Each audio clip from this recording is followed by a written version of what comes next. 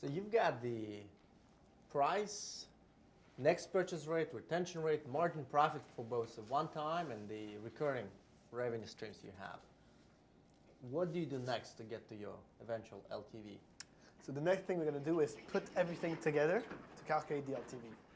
So the first step is really, taking the profits in year 0 from the first revenue stream and the profit in year 0 from the second revenue stream and putting everything together. And we do this for every single year after that.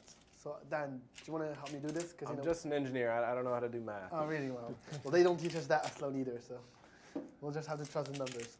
And we can see that for year 0 and year 3, the sum of profits is a bit higher because that's when the repurchase of the actual device happens. Yeah. So we just add them up till year 5, and we got our total profits. The next stage is really to talk about the cost of capital, and that's really an indication of how risky the business is. And for us, given we're a very early company, it's a risky business, and we start in year 1 because today, this is today. We know what's happening, and it's happening live. Why do you use 50%? So we use 50% because that's what Bill told us. And Bill, why did you tell them to use 50%?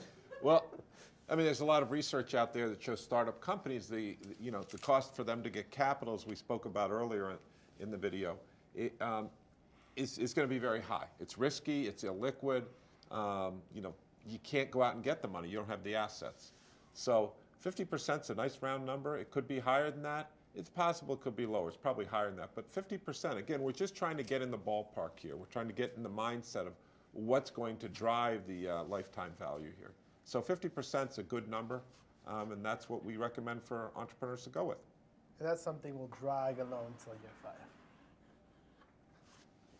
Even though if you guys do well, your cost of capital will decrease because over the span of year 0 through year 5, you will de-risk your venture to a significant extent. Exactly. But for the purpose of the calculation, we want to do an estimation and just we estimate it's going to stay at 50%. So the next step is to include the cost of capital. And the cost of capital is really an indication of how risky our business is. So we start in year 2 because year 1, because year 0 is the present, what's happening right now, and we assume a cost of capital of 50%. Say more about that. Why 50%? Sounds like you're saying, well, our business is risky right now. Sure. So it's, as I said, it's a proxy of how risky the business is. So there's a chance that it might be a bit higher or a bit lower, but we just want to get a kind of realistic number for the estimation of the LTV. And that number is a number we're going to drag along down to year 5, even though in year 5, if we make it to year 5, we'll be a bigger company, which is much less risky. So that cost might go down. Yeah. But for the purpose of the calculation, we assume it's going to stay stable at roughly 50%. Bill, I imagine some of our students may stumble upon that. How do you even determine what your cost of capital is when you're such an early venture? What do you recommend? Yeah, so there's research that's been done that shows it because it's illiquid, because it's very risky, because you have to spend time monitoring it if it's a startup. There's not kind of well-defined markets for this. It's actually higher than 50%.